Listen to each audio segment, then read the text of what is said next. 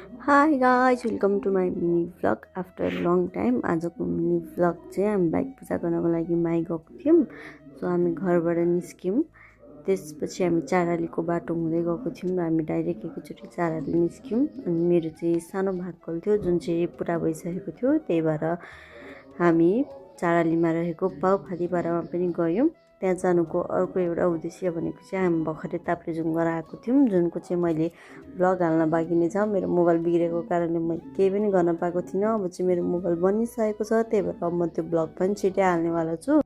हामी त्यत्रो ताप्लेजुङसम्म पुगेर आयौँ, त्यसको लागि पाउपाथीवालालाई पनि हामी धन्यवाद भन्नको लागि गएको थियौँ। सो हामी मन्दिरमा गयौँ, अलिकति भिड नै थियो शनिबारको दिन भएर। अनि मन्दिरमा पुगिसके पछाडि चाहिँ अरू भिडियोहरू चाहिँ मलाई गर्न दिनुहुन्न मेरो श्रीमानले, किनभने उहाँलाई लाग्छ कि पूजा मोबाइलको लागि गर्ने होइन, आफ्नो लागि गर्ने हो। पूजा गर्दाखेरि मोबाइल निकाल्नु हुँदैन। सो हामी त्यहाँबाट पूजा गरेर लगभग 8 बजिसकेको थियो। त्यहाँबाट निस्किँदाखेरि हामी निस्किएर माई गयौँ। यो जुन देखिराख्नु भएको चाहिँ मुक्ति चोक हो।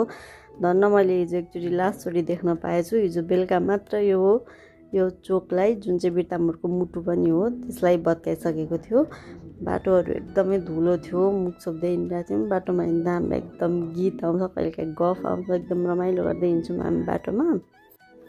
कति धेरै ठाउँ बाटोहरू त पिच गरिसकेर एकदम राम्रो भएको थियो, हिँड्न पनि सरर मजा आउने खालको।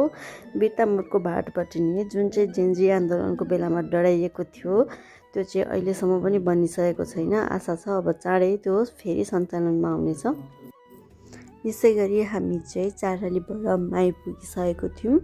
यहाँ पनि आज शनिबार भएकै दिन भएर होला धेरैजना भक्तालु जनहरू आउनुभएको थियो माईमा पूजा गर्नको लागि।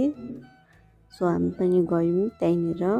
अनि एक ठाउँ बाइक स्ट्यान्ड लगायौँ। हामी चाहिँ घरबाटै नुहाएर आएको थियौँ, त्यही पनि एकचोटि खोला देखेपछि कस्तो नम जस्तो लाग्यो अरे, त्यही भएर मेरो श्रीमान चाहिँ खोलामा नुहाउँदै हुनुहुन्थ्यो।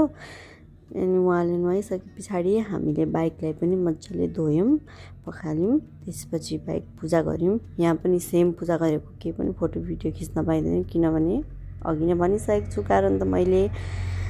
सो हामीले बाइक पूजा गरिसके पछाडि माईमै रहेको मन्दिरमा दर्शन गर्न जाने भनेको थियौँ।